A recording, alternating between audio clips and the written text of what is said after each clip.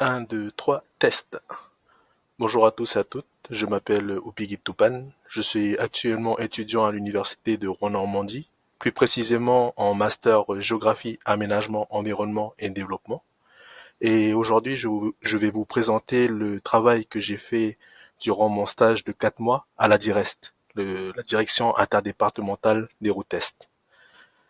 Alors, pour présenter mon travail, c'est surtout la directive générale, c'était la création d'applications cartographiques au sein de l'environnement Esri. La première thématique sur laquelle j'ai travaillé, ça a été la thématique des dépendances bleues.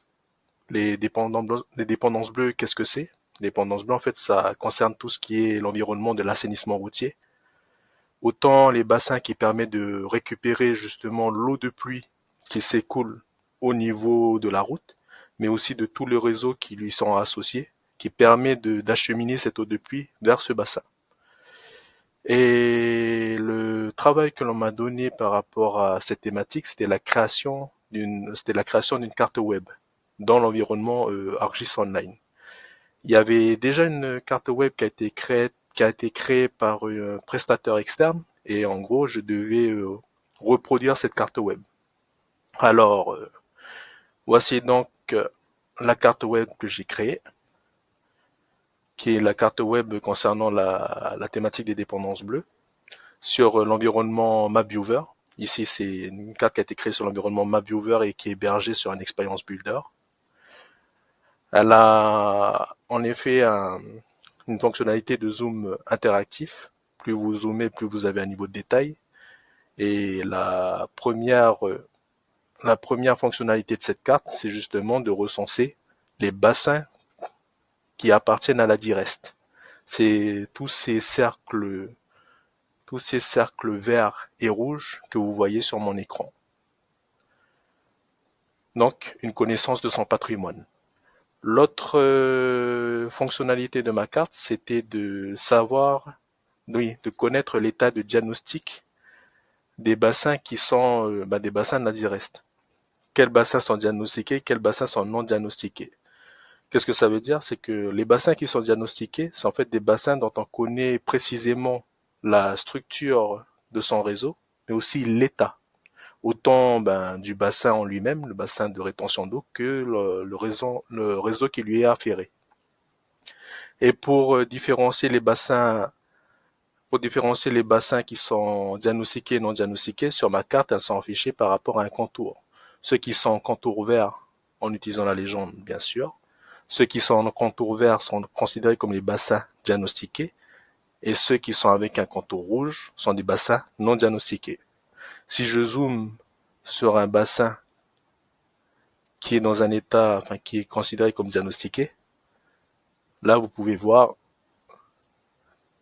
là vous pouvez voir les différents réseaux qui sont associés avec ce bassin. Les bassins qui sont ici, avec un polygone bleu, avec le nom du bassin, le nom du système, et le réseau qui lui est afféré. Il y a deux types de représentation de ce réseau. Déjà, vous avez l'affichage par rapport au réseau de représentation ponctuelle. C'est toutes les entités comme les avaloirs. Là, ce que vous voyez, ce petit carré bleu, c'est un avaloir. Ou encore les regards, ce sont les petits cercles qui sont ici. Ou encore, là, si on se réfère à la légende, les ouvrages de bassin qui se trouvent ici. Ça, ce sont les réseaux d'assainissement, mais affichés en caractère, en symbologie ponctuelle. Après, vous avez aussi les réseaux affichés en symbole linéaire, comme par exemple ici, c'est du fossé enherbé, du fossé béton, ici, ou encore des buses béton, si on se réfère par rapport à la légende qui est ici. Donc voilà. Donc cette carte permet aux agents de la DIRES de se rendre compte du patrimoine existant au niveau du domaine de l'assainissement routier, mais aussi de ce qui la compose, comme vous le voyez au niveau de la structure d'un système de bassin, de système de dépendance bleue. L'autre avantage aussi par rapport à un système de bassin, si je devrais vous le montrer, je pourrais vous le montrer là, mais ça va être plus parlant si je vous le montre à côté de Fléville devant Nancy. c'est de connaître l'état d'entretien et l'état structurel de vos équipements. Si je vais dans ma partie des couches, et que par exemple je veux savoir l'état structurel de mon réseau ponctuel ou de mon réseau linéaire, c'est possible grâce à notre carte. Par exemple, ici ce que vous avez ici, c'est l'affichage général qui est en visibilité. Mais si jamais la personne veut voir par exemple, veut voir l'état structurel, disons du réseau ponctuel, il peut l'activer. Et là, ça s'affiche, toujours avec la même symbologie, mais avec un fond vert. Au niveau des états, vous avez trois types. Là, c'est toujours avec le type avaloir, regard, ouvrage de bassin, tête d'aqueduc, tête de pont. Mais par contre, vous avez trois types qui permettent de différencier les états. C'est l'état correct, l'état moyen et l'état dégradé. Ici, au niveau de notre réseau ponctuel, on voit que quand l'intérieur est vert, ça signifie que les équipements sont dans un état correct par rapport à ce qui a été fait au niveau du diagnostic. C'est ce qu'on voit tout le long si on regarde par rapport aux autres équipements. Ici, c'est en état correct. Ici, c'est en état correct. Et c'est ça qui permet de connaître de connaître l'état de notre état, l'état structurel de notre réseau ponctuel. Ça, c'est pour l'état structurel, mais si par exemple on veut savoir aussi l'état d'entretien, si elle nécessite, dans un entretien qui est assez grave ou qui est assez moyen, c'est possible aussi si on décide d'activer la visibilité des couches au niveau de l'état entretien. Et là, ça s'affiche avec voilà, ça s'affiche avec un contour. Un contour avec une surbrillance. Ici, si vous avez du jaune qui est assez prononcé, comme c'est le cas ici, c'est en état dégradé. On peut le vérifier avec la légende. Tandis que si c'est un jaune assez clair, c'est considéré comme un état moyen. Vous avez toujours comme l'état structurel, normalement trois classifications, mais ici on a omis l'état correct parce que comme on est dans une perspective d'entretien, on n'a pas de raison d'afficher l'état correct. Nous, ce qui nous intéresse, surtout pour un agent qui doit travailler sur ça, c'est plutôt l'état moyen, l'état dégradé, qui doivent être tout de suite notifiés par la personne. Donc voilà, ça se fait avec un contour jaune assez clair ou jaune foncé selon l'état de dégradation, en état dégradé ou en état moyen. Et cette symbologie, elle est autant faite par rapport au réseau ponctuel, mais aussi par rapport au réseau linéaire.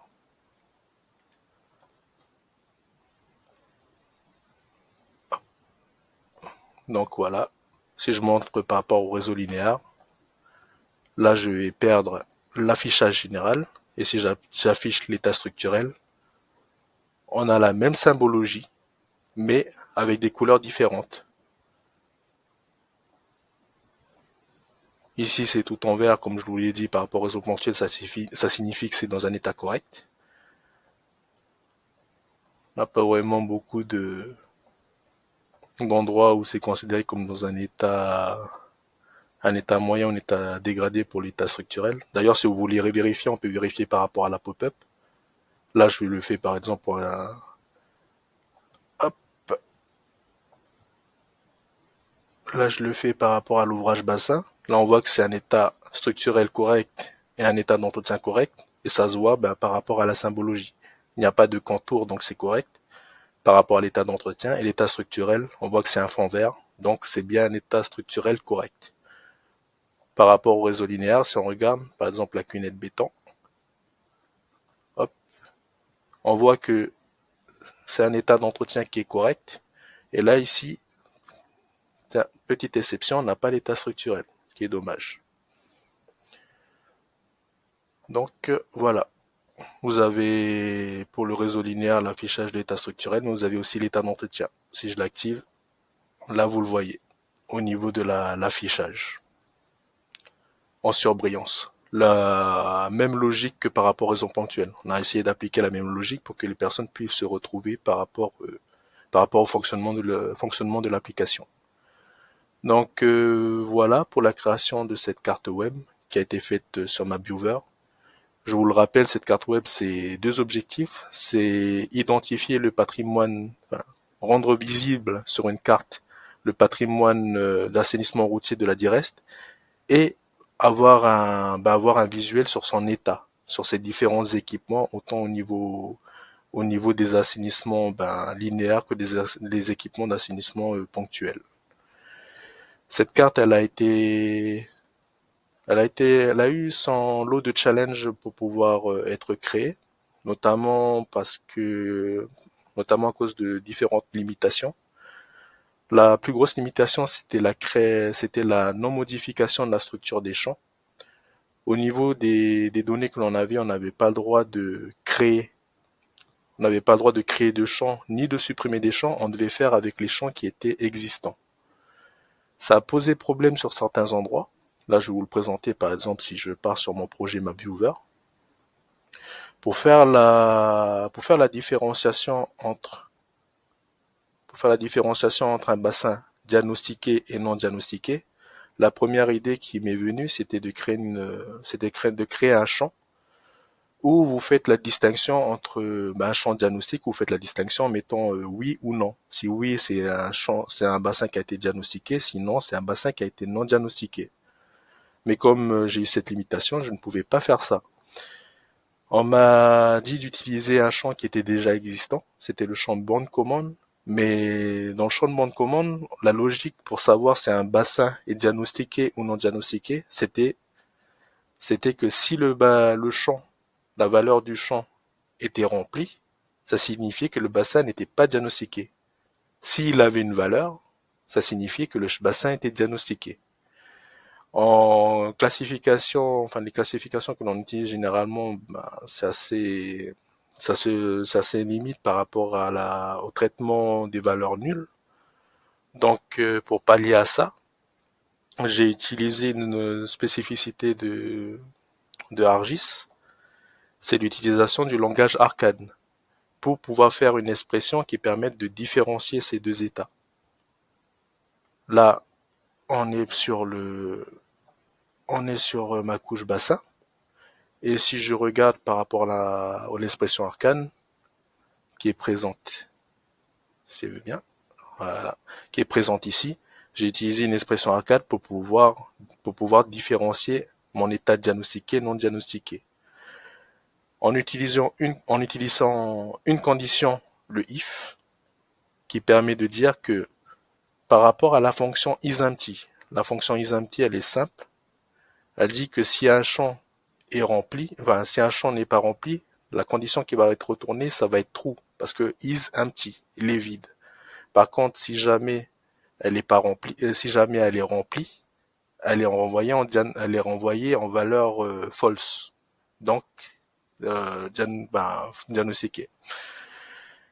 Si je vous explique un peu par rapport à cette expression, c'est que ici, en gros, j'ai dit qu'à ma fonction de vérifier le champ BDC, c'est ça, feature BDC.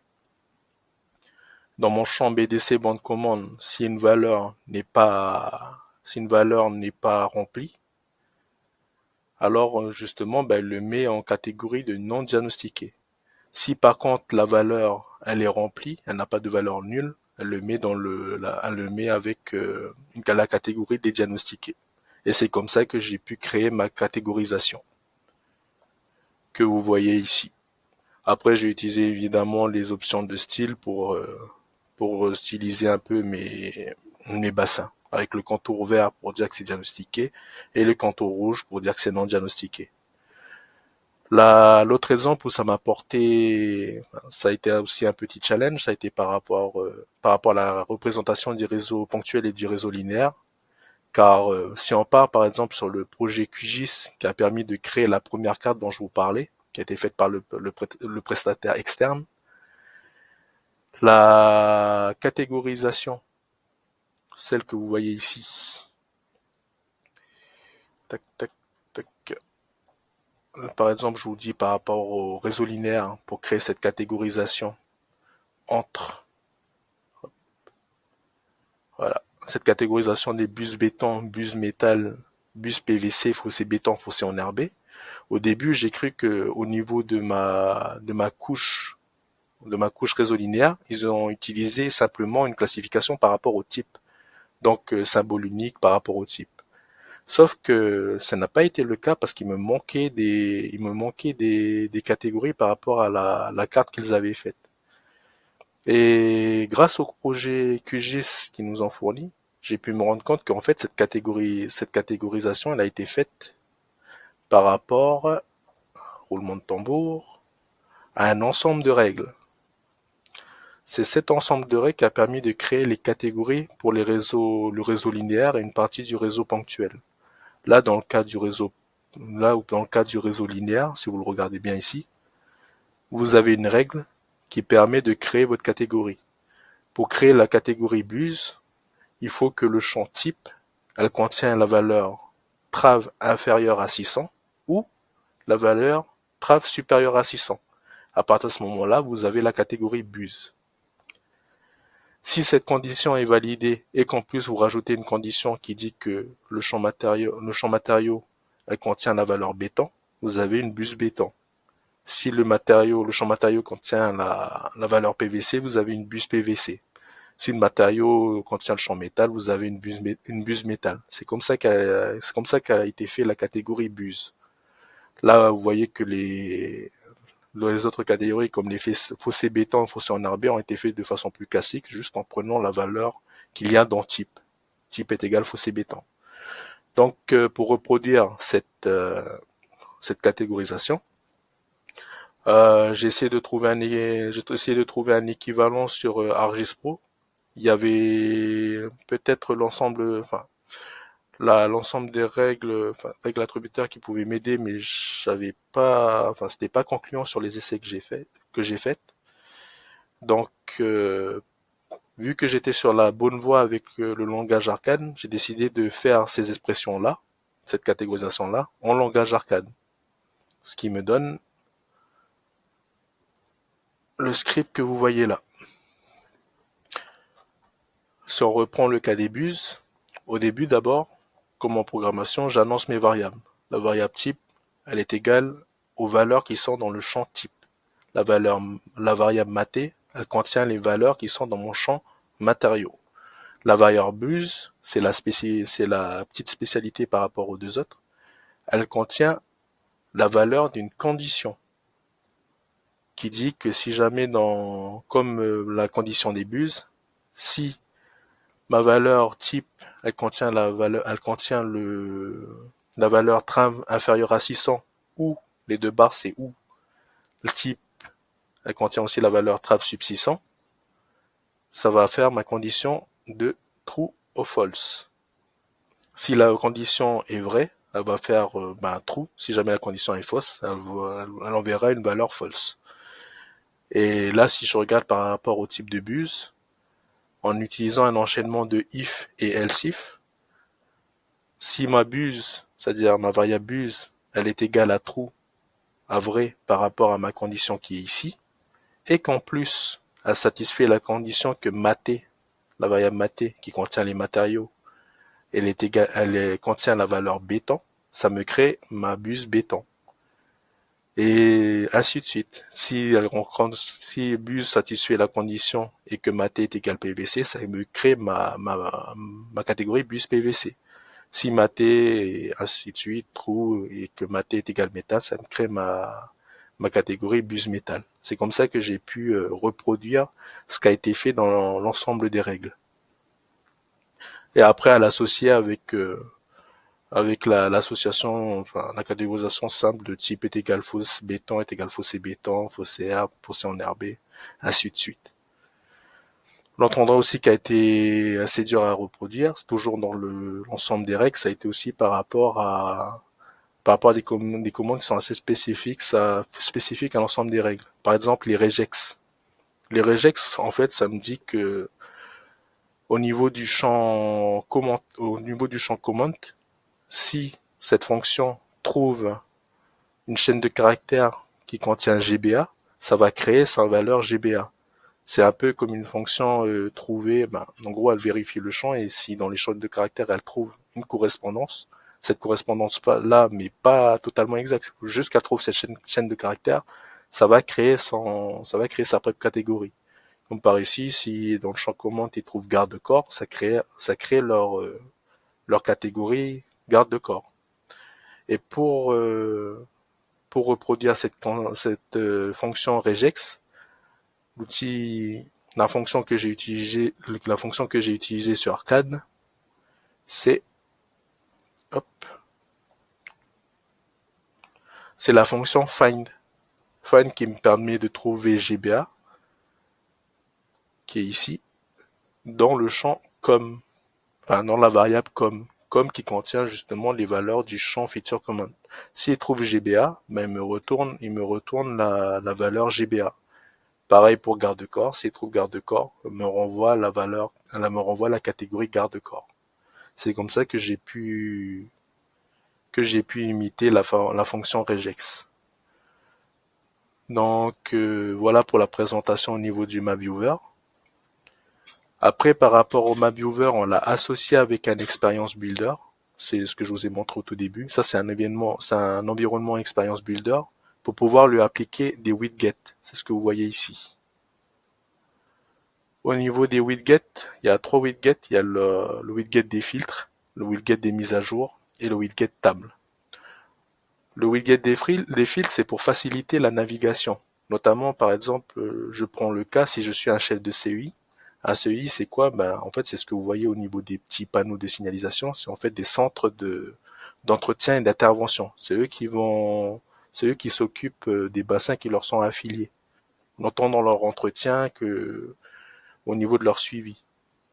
Donc, si je suis un chef de CEI qui s'intéresse par rapport à son périmètre, imaginons, en utilisant l'outil filtre, je veux voir les bassins, je suis le chef de CEI de Famec, ou peut-être Frinicourt. Je suis le chef de CEI de Frinicourt et je veux voir les bassins qui sont dans ce périmètre de Frinicourt. Avec l'outil filtre, ça se fait directement. Là, j'ai bien les bassins qui sont à Frinicourt. Je peux le filtrer grâce à mon filtre. J'ai pu mettre aussi d'autres niveaux de filtre avec les communes et les systèmes bassins. Les systèmes bassins, en gros, c'est leurs identifiants. Là, les communes, elles sont filtrées par rapport à ma première recherche. J'ai dit je veux les CEI qui sont à Frinicourt, donc il va me montrer seulement les communes qui sont à Frinicourt, enfin qui contiennent des bassins. Si par exemple je me dis je veux voir les bassins de Marolles, là il me montre il n'y a que ce bassin-là qui est à Marolles. Je peux le vérifier aussi au système bassin, ça se vérifie, il n'y a qu'une seule entité. Pour bien vérifier si je suis bien à Marolles, je peux aussi activer cette couche-là, qui est la couche des communes traversées, pour me rendre compte que mon bassin, là, se trouve bien dans la commune de Marolles. Le VI 51004 est bien dans la commune de Marolles. Voilà. Donc ce filtre, il est associé aussi avec un autre outil, c'est avec l'outil table. L'outil table, ça permet d'avoir le contenu. Ça permet d'avoir le contenu de certaines couches. Ici, comme j'ai appliqué un filtre, vous avez juste dans la couche base bassin, vous avez juste la valeur de VI 55, celle qui est ici. Mais là, si je décide de rechanger mon filtre en mettant tout, là, on voit que la base bassin est beaucoup plus développée parce que ça marche en association avec le filtre. Pourquoi ça? Parce qu'en fait, si vous êtes un agent et que vous devez récupérer des données, on a mis en place l'outil table pour pouvoir exporter ces données. Vous pouvez exporter ces données grâce aux actions. Ici, je peux décider d'exporter tout. Quand ça exporte tout, en fait, ça exporte ce qui a été filtré. Donc, grâce au filtre, je peux faire une sélection de données que je veux sainement exporter. Mais je peux aussi sélectionner, comme c'est ici, je sélectionne ce bassin-là, qui est ici en surbrillance, là où vous le voyez, et je peux exporter la sélection. Et cet export peut se faire en 3 formats. C'est plutôt le format CSV qui intéresse le plus souvent les gens, mais sinon vous avez le format JSON ou GeoJSON. Et voilà, on pouvait l'exporter les données pour pouvoir après le travailler sur d'autres environnements. C'était le but d'avoir ce widget table qui marche aussi avec l'outil filtre. Là, en réinitialisant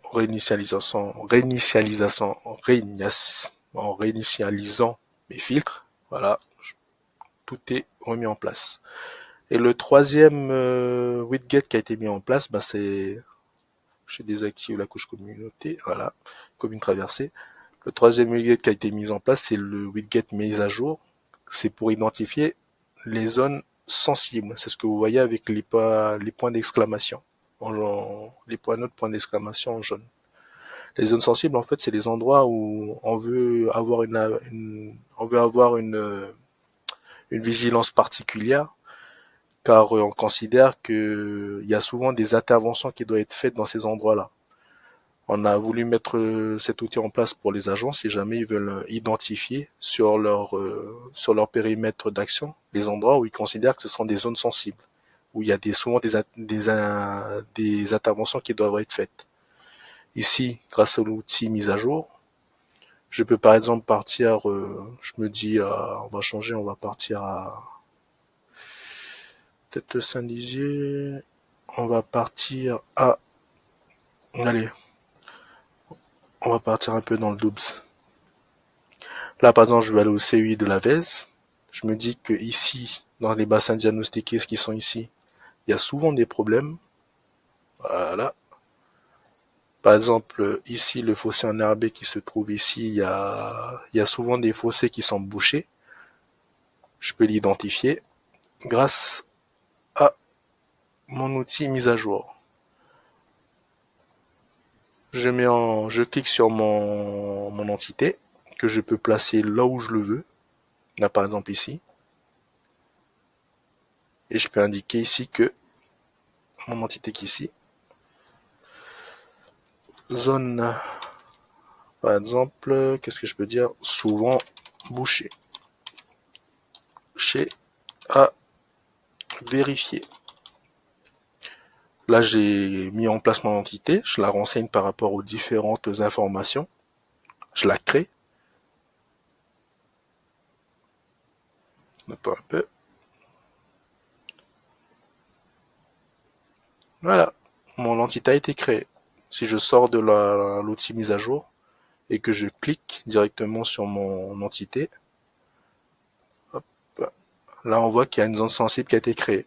Avec mon commentaire, le nom de la personne qui l'a créé, la date où ça a été créé, et si jamais il y a des modifications, la date et l'auteur de ces modifications.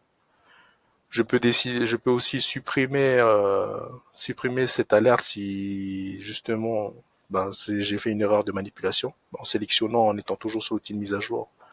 Comme ça, hop. Je peux décider de supprimer mon entité qui est ici ou de modifier mon commentaire. C'était dans ce but-là d'identifier ces zones par rapport à que l'agent identifie ces zones qu'on a mis en place l'outil mise à jour. Donc voilà pour la partie dépendance bleue. Donc c'est véritablement un outil qui sert pour la connaissance du patrimoine d'assainissement routier et aussi de savoir l'état dans lequel sont ces bassins et ces équipements pour la DIREST. Pour la deuxième application que j'ai développée pour la DIREST, ça concerne un tableau de bord qui permet de recenser le linéaire routier de la DIREST selon différents indicateurs. C'est ce que vous pouvez voir ici, où vous avez ce qu'on appelle le référentiel routier entier de la DIREST selon différents sélecteurs et indicateurs.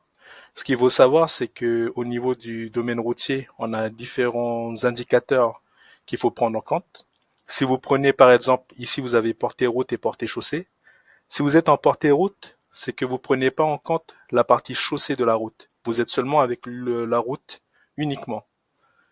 Si vous prenez la route et la chaussée, vous êtes dans ce qu'on appelle la portée chaussée. Donc ici, c'est pour ça que vous avez des indicateurs avec des portées route et portées chaussée. Ensuite, vous avez La fonction entre unique et échangeur. La différence entre unique et échangeur dans les quatre indicateurs, c'est que ce qui est unique, c'est on ne prend pas en compte les échangeurs, tandis que ceux où il y a les échangeurs, c'est là où on tient en compte les échangeurs autoroutiers. Ça permet justement d'affiner la mesure des linéaires routiers selon différents paramètres, ce que vous pouvez voir ici. Si on prend portée route unique, nous avons à peu près 1 211 mètres de linéaire routier, soit en kilomètres 1211,16 km. Pareil pour la portée chaussée unique, portée route, portée échangeur. Ça change aussi par rapport au graphique. Ici, le deuxième indicateur qui est ici, ça permet de savoir la longueur du réseau routier selon la route, par exemple la N4. Si je clique, vous voyez, ça montre juste la N4 sur la carte. Le nom de la route et leur type. Vous avez deux types, la chaussée séparée et la voie bidirectionnelle.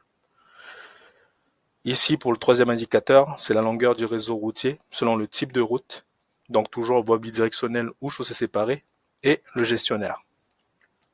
Donc voici le gestionnaire qui est soit la Direst ou soit le Grand Est, la région du Grand Est. Donc voilà pour les différents indicateurs. Évidemment, c'est un tableau de bord qui est interactif. Interactif dans le sens où ici vous avez différents sélecteurs. Si je change la valeur du sélecteur, par exemple, je vais avoir les linéaires routiers selon les départements. Je choisis par exemple Moselle. Il va avoir une interaction avec ma carte, ce qu'on attend d'un tableau de bord, et une interaction avec les différents indicateurs. Donc, vous voyez bien qu'ici, les informations ont changé. On a bien 348 660 mètres de linéaire routier en portée chaussée avec échangeur, soit 348,66 km. Et ça, c'est pour le côté département. Si on prend par exemple après pour les trois autres indicateurs qui sont liés, on peut pas lier l'indicateur département avec les trois autres indicateurs service régional, district, CI, car ça c'est plutôt des coupes qui appartiennent à la DIREST en elle-même pour leurs différents traitements. Le département, c'est plutôt si on se questionne par rapport à une logique départementale. Donc ici, pour interagir mon indicateur district SEI, enfin pour le rendre actif, il faut évidemment que je choisisse un service régional. Vous avez soit le SREI FC, le SREI Grand Est, le SREI Grand Est. En gros, ce que vous avez sur cette carte-là, si je mets par exemple la légende, les SREI, en fait, c'est le service régional d'exploitation. Ceux qui s'occupent au niveau, pas vraiment régional, mais c'est une découpe administrative, qui s'occupe des différentes opérations qui doivent être faites sur les routes nationales non concédées. Donc ici, vous avez le service régional d'exploitation et d'ingénierie de Franche-Comté, qui est la partie qui est ici. Et vous avez le service régional d'exploitation du Grand Est, qui est cette partie qui est plus un peu au nord. Donc si je choisis le service régional de Grand Est, là vous avez une interaction avec ma carte. Hop là.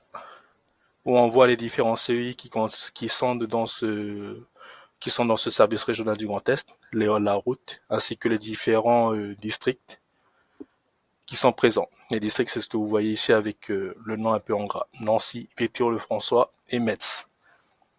Ensuite, je peux filtrer par rapport aux districts qui ont été eux-mêmes filtrés par rapport au service régional. Choisis par exemple Metz. Et vous avez l'information qui s'affine. Et enfin, je termine par rapport au CEI, les centres d'entretien et d'intervention, par exemple Villers-la-Montagne. Et voilà, vous avez juste la route de Villers-la-Montagne qui est présente, avec les différents linéaires routiers selon les paramètres qui nous intéressent. Donc voilà, ça c'est un dashboard qui permet de connaître la longueur du réseau routier que gère la DIREST selon différents indicateurs. C'est souvent utilisé c'est un but informatif et dans la prise de décision. Et c'est dans cet objectif-là qu'a été créé justement ce dashboard, pour avoir une information beaucoup plus claire et interactive par rapport à différents critères que l'on a tous dans un même environnement qui est le tableau de bord de Esri. Donc voilà, cela termine ma présentation ma présentation des travaux que j'ai effectués au sein de la direction interdépartementale des routes Est. Je voudrais remercier les différentes personnes qui ont pu m'aider dans ces travaux, notamment les personnes de la DIREST, notamment le service CGP, surtout Emilia Froment, Samuel, mon maître de stage, ainsi que mon collègue, ainsi que Christian Fèvre, qui m'ont permis autant de m'aider dans le côté technique, mais aussi surtout dans le côté thématique dont je ne connaissais pas grand-chose. Il faut savoir que quand je suis arrivé dans le domaine de la route, pour moi une route, c'est un endroit où on traverse. Je voyais pas trop l'intérêt de ce que je pouvais apporter. Je voyais pas trop les enjeux qu'il y avait au niveau de la thématique routière. Et c'est avec ce stage que je me rends compte qu'en fait, nous sommes vraiment le domaine de la route est vraiment un domaine multithématique. Autant dans les dépendances bleues, dans le côté environnement, ou encore dans le côté cadastre, ce qu'on n'a pas vu, mais de savoir quelles routes, quels terrains sont gérés par la DIREST et pour quelles raisons. Aussi au niveau des équipements.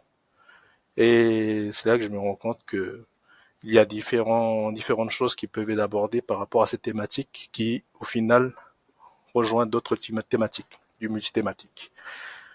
Donc voilà, c'est ainsi que je conclue cette présentation. Je vous remercie à tous et à toutes pour votre écoute et vous souhaite une bonne journée ou une bonne soirée.